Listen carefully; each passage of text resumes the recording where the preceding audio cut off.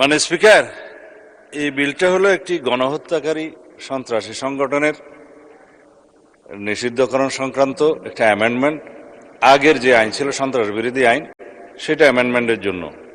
মানে বিরোধী দলীয় নেতা নিশ্চয়ই স্মরণে থাকার কথা, ওনারা এবং এনসিপির বন্ধুরা সবাই মিলে একটা আন্দোলন করেছিলেন। সেই আন্দোলনের প্রেক্ষিতে এটা মোটামুটি বাংলাদেশে একটা জনমত সৃষ্টি হয়েছিল।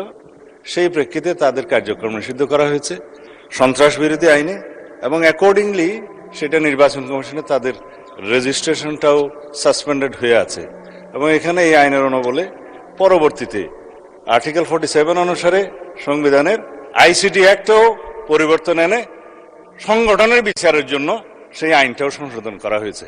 এখন আপনারা যদি এর উপরে আলোচনা করতে চান, আমার মনে হয়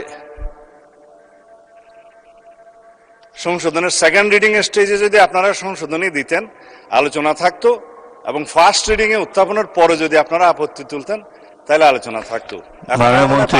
আমি উত্থাপন আমি আমার রুলিং দিয়েছি, আপনি আপনার পাশ করার প্রস্তাব। ধন্যবাদ মাননীয় স্পিকার, আমাকে কথা বলার সুযোগ দেওয়ার জন্য।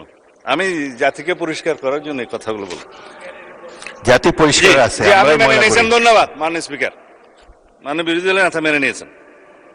আমি সালাউদ্দিন আহমেদ, মন্ত্রী স্বরাষ্ট্র মন্ত্রণালয়, প্রস্তাব করছি যে সন্ত্রাস বিরোধী আইন 2009-এর অধিকতর সংশোধন কল্পে আনিত বিলটি সন্ত্রাস বিরোধী সংশোধন বিল 2026 মহান জাতীয় সংসদে উত্থাপিত আকারে পাশ করা হোক।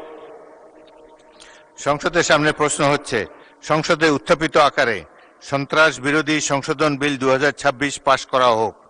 যারা এই প্রস্তাবের পক্ষে আছেন তারা হ্যাঁ বলুন, যারা এই প্রস্তাবের বিপক্ষে আছেন তারা না বলুন।